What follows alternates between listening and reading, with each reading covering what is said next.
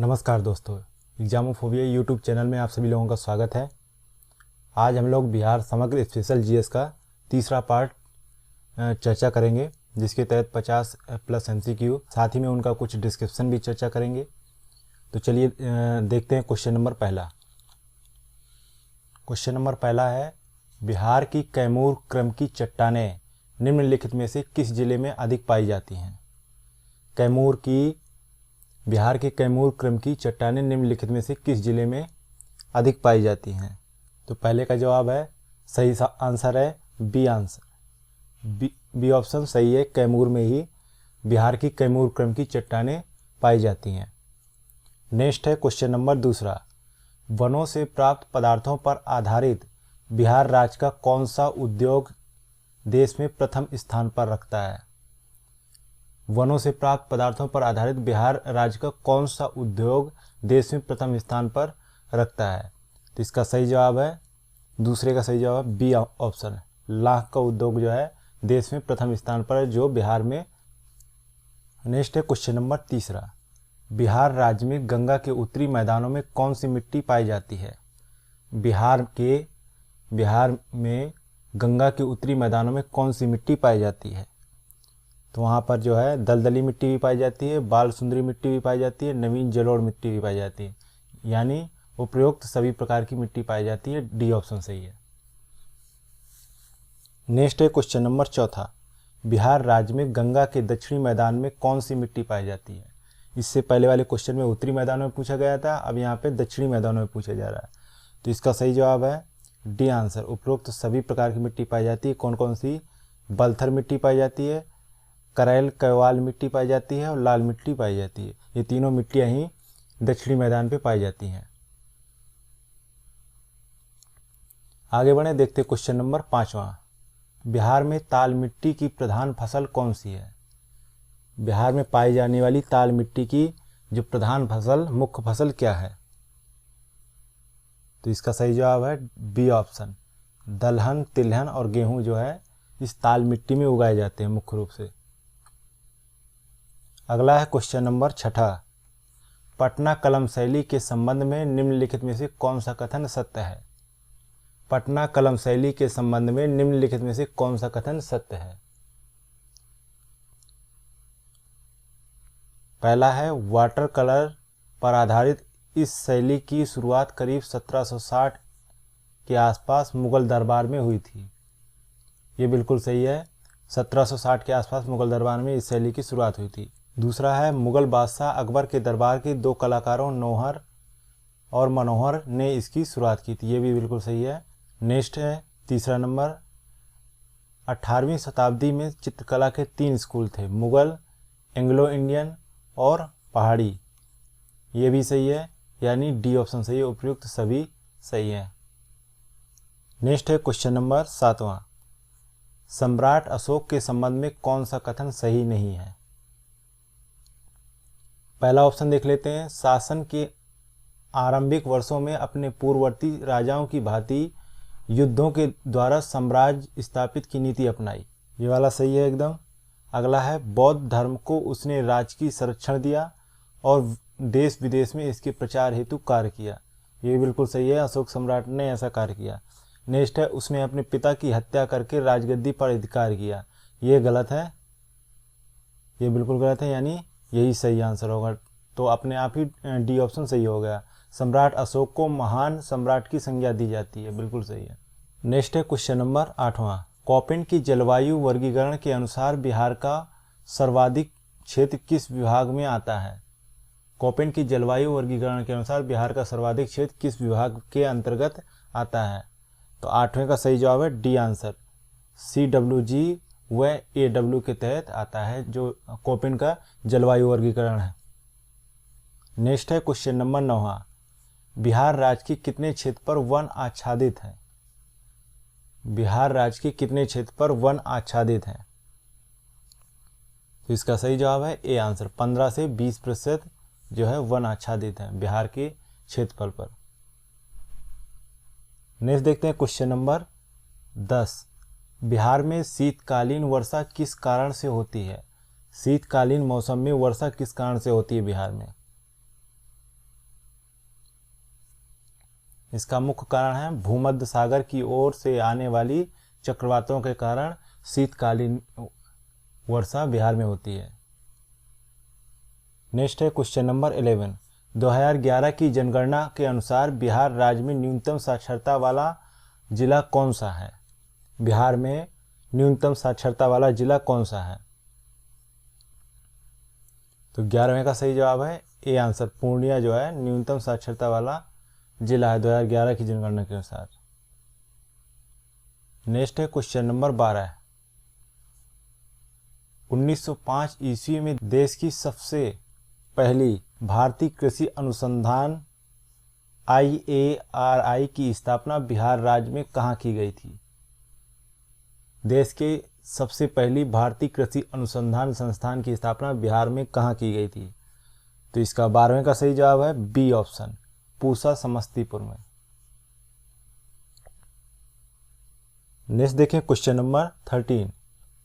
चंद्रगुप्त मौर्य के दरबार में मेगास्थनीज को भेजने वाला शासक कौन था? चंद्रगुप्त मौर्य के दरबार में मेगास्थनीज को भेजने वाला शासक कौन था? निम्न में से सिकंदर ने, सेल्यूकस ने, डेमेट्रियस ने, डिमोक्लिस ने। तो इसका सही जवाब है बी ऑप्शन, सेल्यूकस ने सबसे पहले चंद्रगुप्त मौर्य के दरबार में मेगास्थनीज को भेजने वाला शासक था। नेक्स्ट है क्वेश्चन नंबर 14। किस महीने के शुक्ल पक्ष द्वितीया को चित्रगुप्त पूजा का आयोजन किया जाता है? किस महीने की शुक्ल पक्ष द्वितीया को चित्रगुप्त पूजा का आयोजन किया जाता है? तो यह है कार्तिक जो है महीने के शुक्ल पक्ष की द्वितीया को चित्रगुप्त पूजा का आयोजन किया जाता है। तो सही जवाब है ए ऑप्शन 14 का। नेक्स्ट है क्वेश्चन नंबर 15। बिहार के किस जिले में नहर शुल्क के विरोध में आंदोलन किए गए थे? नहर शुल्क के विरोध में आंदोलन किए गए थे बिहार की किस जिले में? A option Shahabad, B option Patna, C option Saran, D option Darbhanga. तो सही जवाब है ए ऑप्शन, शाहाबाद में जो है नहर शुल्क के विरोध में आंदोलन हुए थे। नेक्स्ट है क्वेश्चन नंबर 16। गंगा के मैदान की पुरानी जलोढ़ मिट्टी को क्या कहा जाता है? गंगा के मैदान की पुरानी जलोढ़ मिट्टी को क्या कहा जाता है? तो इसको जो है बांगर कहा जाता है, बी ऑप्शन सही है। नेक्स्ट है क्वेश्चन नंबर 17। कुंवर सिंह के अनुज अमर सिंह ने किन क्षेत्रों में छापामार युद्ध किया था? कुंवर सिंह के अनुज अमर सिंह ने किन क्षेत्रों में छापामार युद्ध किया था? तो उन्होंने जो है कैमूर की पहाड़ियों में छापामार युद्ध किया था। अगला है क्वेश्चन नंबर 18। बिहार राज्य में ललित नारायण मिथिला विश्वविद्यालय कहाँ पर स्थित है? बहुत इजी क्वेश्चन है ये, ठीक है। ललित नारायण मिथिला विश्वविद्यालय कहाँ स्थित है? तो ये जो है दरभंगा में स्थित है, डी ऑप्शन सही है यहाँ पे। नेक्स्ट है क्वेश्चन नंबर 19।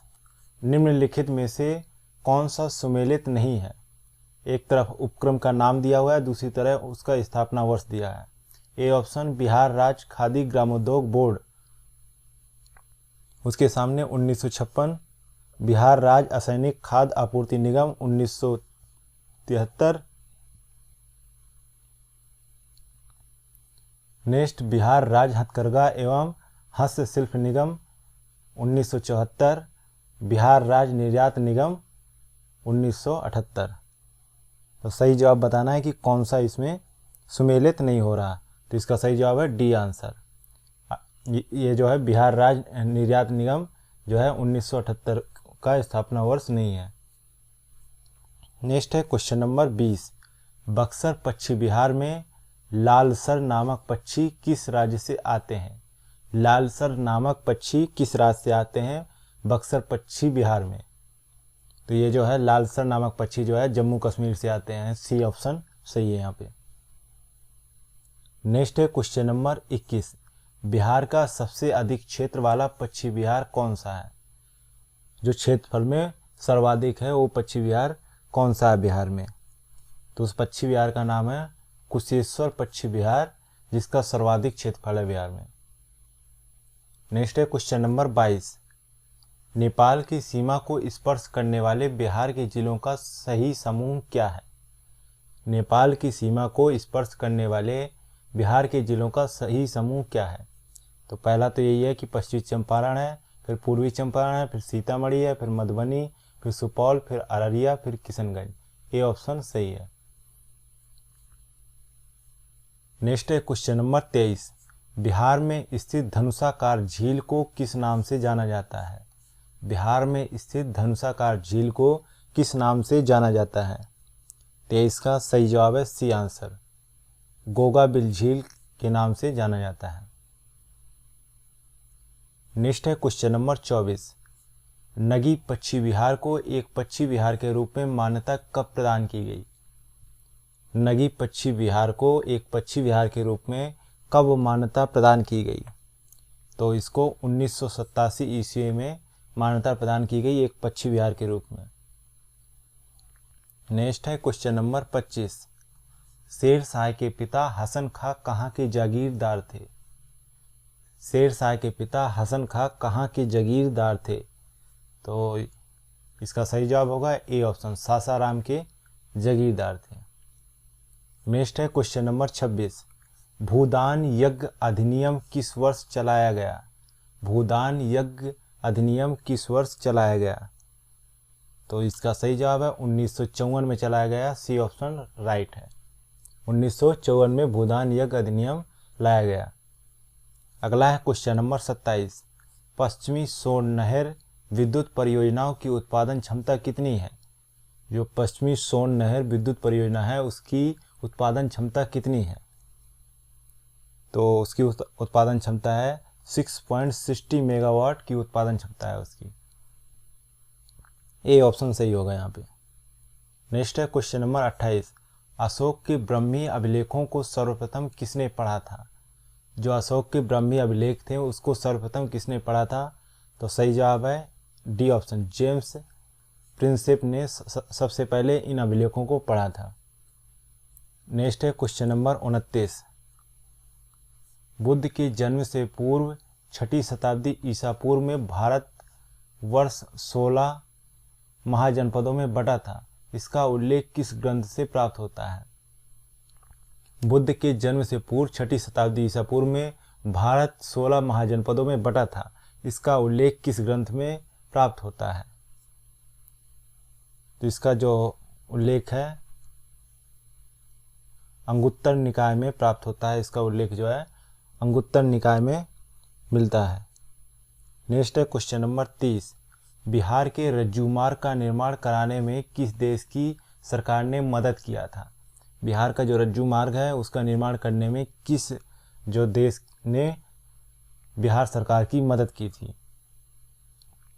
तो इसका सही जवाब है डी ऑप्शन, जापान ने इसकी मदद की थी। नेक्स्ट है क्वेश्चन नंबर 31। निम्न में से कौन सा पक्षी विहार जमुई जिले में स्थित है? निम्नलिखित में से कौन सा पक्षी विहार जमुई जिले में स्थित है? तो ये जो है नगी पक्षी विहार जो है जमुई जिले में स्थित है। कौन सा? नगी पक्षी विहार जमुई जिले में स्थित है। नेक्स्ट है क्वेश्चन नंबर 32। गंगा नदी के संबंध में निम्नलिखित में से कौन सा कथन सत्य है? गंगा नदी के संबंध में कौन सा कथन सत्य है? पहला है गंगा नदी गंगोत्री हिम नदी से निकलती है, ये बिल्कुल सही है। और नेक्स्ट है यह नदी बक्सर जिला में चौसा के निकट बिहार में प्रवेश करती है, ये भी सही है। चौसा के निकट प्रवेश करती है बक्सर जिले में। अगला है बिहार में गंगा नदी के मार्ग की औसत ढाल लगभग 3 इंच प्रति किमी है, ये बिल्कुल सही है, यानी डी ऑप्शन सही है। उपयुक्त सभी कथन सत्य हैं। नेक्स्ट है क्वेश्चन नंबर 33। बिहार राज्य के किस जिले में कुशेश्वर पक्षी विहार जिसका क्षेत्रफल 100 वर्ग किमी स्थित है, किस जिले में स्थित है? कुशेश्वर पक्षी विहार जिसका जो है क्षेत्रफल 100 वर्ग किमी है। तो 33 का सही जवाब है ए आंसर, दरभंगा में स्थित है कुशेश्वर पक्षी विहार। अगला है क्वेश्चन नंबर 34। बिहार में कहाँ कल्याणपुर सीमेंट लिमिटेड नामक सीमेंट कारखाना स्थित है? कल्याणपुर सीमेंट लिमिटेड नामक सीमेंट कारखाना कहाँ पर स्थित है? तो ये जो है बंजारी में स्थित है। सी ऑप्शन सही है यहाँ पे। नेक्स्ट है क्वेश्चन नंबर 35। बिहार में स्थित कुशेश्वर पक्षी विहार में साइबेरियाई प्रवासी पक्षी किस माह से आना शुरू करते हैं? जो साइबेरिया के प्रवासी पक्षी आते हैं कुशेश्वर पक्षी विहार में, वो किस महीने में आते हैं? तो 35 का सही जवाब है डी आंसर, अक्टूबर में आते हैं। नेक्स्ट है क्वेश्चन नंबर 36। निम्नलिखित में से कौन सा कथन सत्य है? पहला कथन है धारवाड़ चट्टानें आयु में आर्कियन चट्टानों के समकक्ष हैं। ये बिल्कुल सही है। दूसरा है धारवाड़ समूह की चट्टानें बिहार के दक्षिण पश्चिमी भाग में पाई जाती हैं। दक्षिण पश्चिमी भाग में यानी इस साइड पाई जाती हैं, भोजपुर साइड। नेक्स्ट, धारवाड़ समूह की चट्टानों में औरस शिष्ट की प्रधानता है। ये बिल्कुल सही है, यानी डी ऑप्शन सही है। उपयुक्त सभी कथन सत्य हैं। नेक्स्ट है क्वेश्चन नंबर 37। निम्नलिखित में से कौन सा पक्षी विहार सही सुमेलित नहीं है? कांवर पक्षी विहार बेगूसराय में, गोगाबिल पक्षी विहार कटिहार में, नट्टी पक्षी विहार जमुई में, और नगी पक्षी विहार जो है पटना नहीं, ये भी जमुई में। तो गलत जो है यही वाला है, ए ऑप्शन सही है। नेक्स्ट है क्वेश्चन नंबर 38। बिहार में पाया जाने वाला महत्वपूर्ण खनिज निम्नलिखित में से कौन सा है? जो सबसे महत्वपूर्ण खनिज पाया जाता है बिहार में, उसका नाम जो है पाइराइट है। बी ऑप्शन सही है। नेक्स्ट है क्वेश्चन नंबर 39। चंपारण आंदोलन के परिणाम के संबंध में कौन सी बातें सत्य हैं? कौन सी बातें सत्य हैं चंपारण आंदोलन के संबंध में? जो परिणाम निकल के आए चंपारण आंदोलन के, उसके संबंध में कौन सी बातें सही हैं? तो 3 कठिया प्रथा का अंत हो गया, सभी रैयतों के लगान घटा दिए गए, बागान मालिक द्वारा वसूल किए गए अवैध नगद रुपयों में 25% वापस किया गया, यानी डी ऑप्शन सही। उपयुक्त सभी कथन सत्य हैं। ये तीनों ही काम परिणाम स्वरूप हुए थे चंपारण आंदोलन के। नेक्स्ट है question number 40। Vikramshila Ganga dolphin अभयारण्य को बिहार सरकार ने किस वर्ष डॉल्फिन अभयारण्य के रूप में मान्यता प्रदान की थी? जो विक्रमशिला गंगा डॉल्फिन अभयारण्य है भागलपुर में, उसको बिहार सरकार ने किस वर्ष डॉल्फिन अभयारण्य के रूप में मान्यता प्रदान की? तो 40 का सही जवाब है ए ऑप्शन, 1990 ईस्वी में इसको डॉल्फिन अभयारण्य के रूप में मान्यता दी गई। नेक्स्ट है क्वेश्चन नंबर 41। बिहार के मुंगेर जिले में स्थित भीम बांध वन्य जीव अभयारण्य कितने वर्ग किमी क्षेत्र में फैला हुआ है? बिहार के मुंगेर में स्थित भीम बांध वन्य जीव अभयारण्य कितने वर्ग किमी में फैला हुआ है? तो 41 का सही जवाब क्या होगा? ए ऑप्शन, 631.99 वर्ग किमी में फैला हुआ है। नेक्स्ट है क्वेश्चन नंबर 42। गंगा की उत्तरी सहायक नदियों में सर्वाधिक लंबी नदी कौन सी है? गंगा की उत्तरी सहायक नदियों में सर्वाधिक लंबी नदी कौन सी है? तो सर्वाधिक लंबी नदी कोसी है। सी ऑप्शन सही है। अगला है क्वेश्चन नंबर 43। पुराने बिहार की कितने प्रतिशत जमीन लेकर झारखंड राज्य बनाया गया था? जो पहले से बिहार था जिसमें झारखंड भी सम्मिलित था, उससे कितनी जमीन लेकर झारखंड एक नया राज्य बनाया गया? तो इसका सही जवाब है 45.85% जमीन लेकर झारखंड एक नया राज्य बना था। नेक्स्ट है क्वेश्चन नंबर 44। उत्तरी बिहार में किस कारण से नलकूप द्वारा सिंचाई अधिक होती है?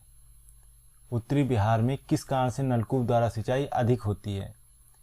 क्योंकि मुलायम मिट्टी होने के कारण वहां पर नलकूप से अधिक सिंचाई होती है। नेक्स्ट है क्वेश्चन नंबर 45। पटना के फुलवारी शरीफ में स्थित मुस्लिमों की एक महत्वपूर्ण संस्था इमारते शरिया की स्थापना किसने की थी? फुलवारी शरीफ में स्थित मुस्लिमों की एक महत्वपूर्ण संस्था इमारते शरिया की स्थापना किसने की थी? तो इसकी स्थापना जो है मौलाना मोहम्मद सज्जाद ने इसकी स्थापना की थी, इमारते शरिया की। अगला है क्वेश्चन नंबर 46। किस शासक के शासनकाल के समय मगध पर 12 वर्षों का अकाल पड़ा था? किस शासक के शासनकाल के समय मगध पर 12 वर्षों का अकाल पड़ा था? तो जो है चंद्रगुप्त मौर्य के शासनकाल के दौरान 12 वर्षों का अकाल पड़ा था मगध पर। अगला है क्वेश्चन नंबर 47, बिहार पर मराठों ने आक्रमण किस वर्ष किया था? बिहार पर मराठों ने आक्रमण जो है किस वर्ष किया था? ये जो है 1751 ईस्वी में मराठों ने आक्रमण किया था बिहार पे। बी ऑप्शन सही है। अगला क्वेश्चन नंबर 48, बिहार के किस नगर में पादरी की हवेली कब निर्मित हुई थी? 1772 ईस्वी में निर्मित हुई थी। वह किस जिले में स्थित है बिहार के? तो ये जो है पटना जिले में स्थित है। पादरी की हवेली बिहार के पटना जिले में स्थित है। अगला है क्वेश्चन नंबर 49, सिकंदर लोदी ने बिहार पर अपना अभियान कब शुरू किया था? सिकंदर लोदी ने बिहार पर अपना अभियान कब शुरू किया था? तो उसने 1504 ईस्वी में अपना अभियान बिहार अभियान शुरू किया था। और क्वेश्चन नंबर है 50 और आज के टॉपिक का अंतिम क्वेश्चन, बिहार विधान परिषद के प्रथम मुस्लिम सभापति कौन थे? बिहार विधान परिषद के प्रथम मुस्लिम सभापति कौन थे? तो उनका नाम जो था अब्दुल गफूर था। सी ऑप्शन सही है। अरे भैया सुनो सुनो, हाँ तुम्ही से कह रहे हैं। अब यहाँ तक आ ही गए हैं तो मतलब वीडियो अच्छी लगी है, और वीडियो अच्छी लगी है तो लाइक करना शर्माना कैसा? तो हमारी वीडियो को लाइक करें, शेयर करें और चैनल को सब्सक्राइब करना बिल्कुल ना भूलें। धन्यवाद।